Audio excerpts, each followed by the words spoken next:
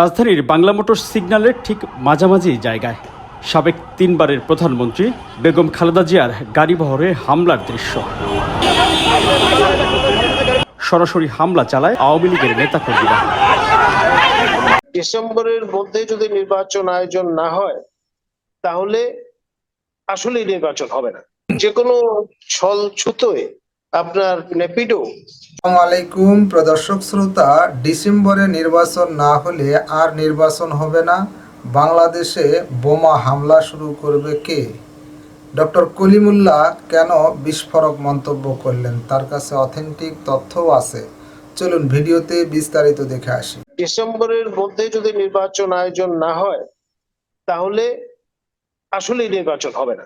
যে কোনো ছল ছুতোয় আপনার নেপিডো যদি বিমান হামলা করে বসে তাহলে অবাক হওয়ার কিছু থাকবে না।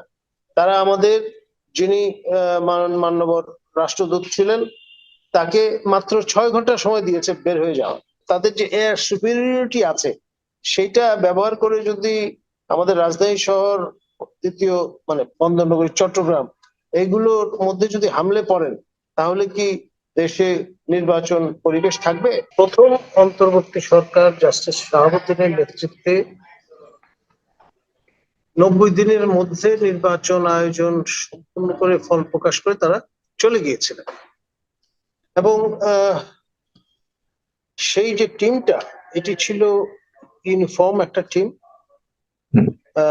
যাদের প্রয়াত ফখরুদ্দিন আহমেদ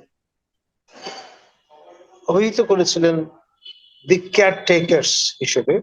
একটি গ্রন্থ রচনা করেছিলেন তিনি এবং তাদের এই যে ডেলিভারিটা, এটা নতুন ইতিহাস তৈরি করছে বাংলাদেশের। আপনার একমাত্র জাতীয় পার্টি ছাড়া 91 নির্বাচন নিয়ে আর কারো কোনো, আমি অন্তত শুনিনি কোনো আপত্তি আছে। আপনার মাননীয় প্রধান উপদেষ্টা প্রফেসর ডক্টর ইউনূস তিনি প্রতিশ্রুতি দিয়েছেন স্মরণকালে সেরা নির্বাচন তিনি উপহার দিতে চান এবং সেই কারণে তিনি সময় নিতে চান। প্রথমে তিনি ছাড় দিয়ে দিয়েছিলেন, বলেছিলেন যদি কম সংস্কার চান তাহলে ডিসেম্বর, আর যদি একটু বেশি সংস্কার করার সুযোগ থাকে তাহলে জুন। এই ঘড়ির পেন্ডুলামের মতো এর মধ্যেই ঘুরপাক খেয়েছে এই চরাচর। এবং এখানে আবার বলাও হয়েছে, আমাদের মাননীয় আইন উপদেষ্টা তিনি বলেছেন যে জুন বলতে জুন না হয়ে এটা ফেব্রুয়ারি মার্চও হয়ে যেতে পারে, মানে আজ এগিয়ে আসতে পারে। জামাতে ইসলামের পক্ষ থেকে মোটামুটি সেই রকমের একটা প্রক্ষেপণী হাজির করা হয়েছে। তো সুতরাং ঝামেলাটা হচ্ছে এই ডিসেম্বর ফ্রেমওয়ার্কে। এখন আমরা কিন্তু একটা স্ট্যাটিক পৃথিবীতে বসবাস করছি না।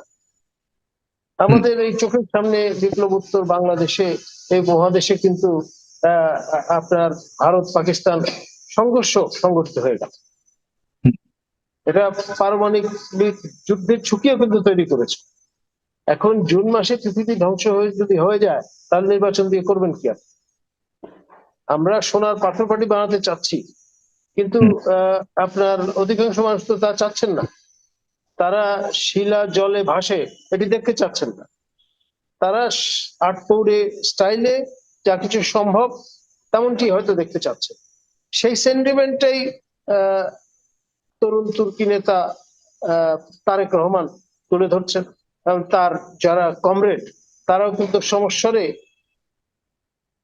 একই কথা বলছেন এবং কেউ কেউ একটু এগিয়ে আবার বলছেন যে প্রফেসর ইউনূস যদি অসমর্থ হন, অপারগ হন, আমরা এই ডেট দিয়ে দেব। খেয়াল করেন, এই কথা কিন্তু বলা হয়েছে। তার মানে লেবুটা কচলে কতটা তেতো করে ফেলা হয়েছে। এবং আমার ধারণা ডিসেম্বরের মধ্যে যদি নির্বাচন আয়োজন না হয় তাহলে আসলে নির্বাচন হবে না। কারণ তখন একটা আনচার্টার টেরিটরির মধ্যে আমরা ঢুকে যাব।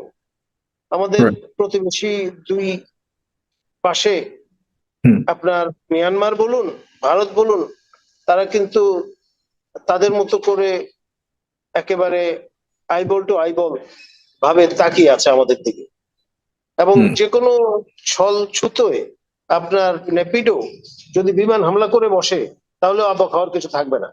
তারা আমাদের যিনি মাননীয় রাষ্ট্রদূত ছিলেন তাকে মাত্র 6 ঘন্টা সময় দিয়েছে বের হয়ে যাওয়া। খেয়াল কর, যুদ্ধকালীন সময় অন্তত একদিন সময় দেওয়া। ভারত পাকিস্তান অসংখ্যবার এই কর্ম করেছে, তারাও কিন্তু অন্তত একদিন সময় দিয়েছে।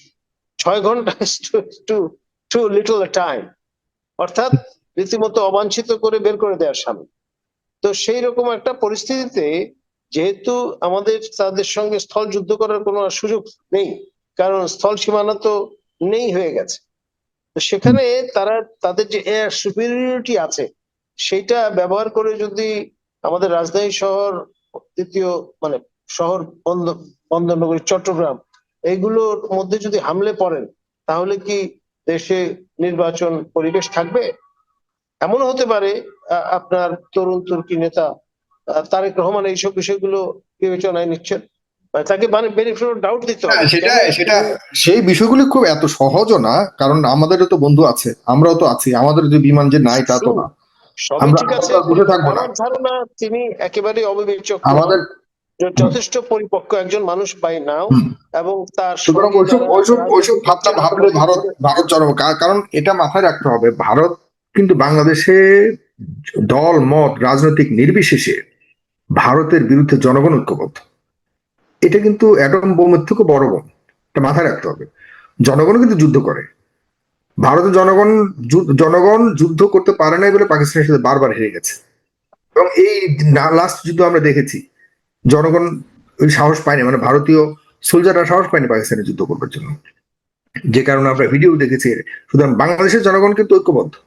পাকিস্তানে ভারতের ব্যাপারে দ্বিধাদ্বন্দ্ব থাকতে পারে, বাংলাদেশে যে ঐক্যবদ্ধ এটা কিন্তু এই শেষ আন্দোলনে প্রমাণ করে দিয়েছে। সুতরাং এই জায়গাতে আমরা অনেকটাই সাহস পাই, ভারত ইচ্ছা করলে কোনো কিছু করতে পারবে আর এখান থেকে সুস্থভাবে ফিরে যেতে পারবে, এটা ভাবাটাও ঠিক নয়। আর আন্তর্জাতিকভাবে তো আমাদের অবস্থান নিয়ে এখন মূল বিষয় হলো যে ভারতের চেয়ে সবচেয়ে বেশি ইম্পর্টেন্ট হলো আসলে বাংলাদেশের নির্বাচনটা কবে হওয়া উচিত। আমরা কি মনে করি, আমরা কি মনে করছি কিনা না আসলে একটা রাজনৈতিক সরকার এই মুহূর্তে আসা উচিত, বাংলাদেশের দায়িত্ব নেওয়া উচিত, বাংলাদেশকে রান করা উচিত, নাকি এই সরকারকে আসলে সংস্কারের জন্য আরো সময় দেওয়া উচিত? এই একটি বিষয়কে সামনে রেখে যত বিতর্ক এখন আমরা করতে যাচ্ছি। দেখুন, আমাকে যদি জিজ্ঞেস করেন আমি বলবো সংস্কারকে যদি সাস্টেইনেবল করতে হয় অতি অবশ্যই তা রাজনৈতিক সরকারের হাতে ছেড়ে দিতে হবে। জনগণের পপুলার ভোটে নির্বাচিত প্রকৃত অর্থে অবাধ সুষ্ঠু নিরপেক্ষ নির্বাচনের মাধ্যমে গঠিত সরকার, আপনার গত 3 স্টাইলের নির্বাচনের মাধ্যমে গঠিত সরকার নয়।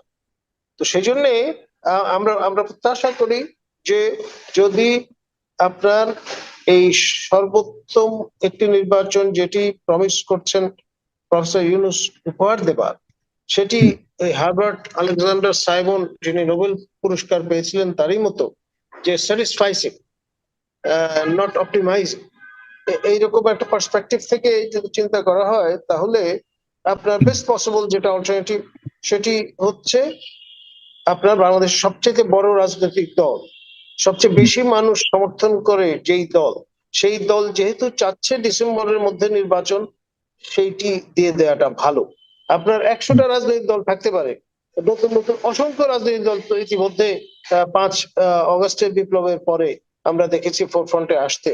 এখন সেভাবে চিন্তা করলে শতাধিক দল তারা এক পাশে আর বিএনপি এক পাশে, আপনি কিন্তু এক পাল্লায় মাপতে পারবেন না, এটা আপনাকে হিসাবে নিতেই। প্রিয় দর্শক শ্রোতা, এই বিষয়ে আপনার মন্তব্য থাকলে লিখতে পারেন কমেন্ট বক্সে আপনার মন্তব্য।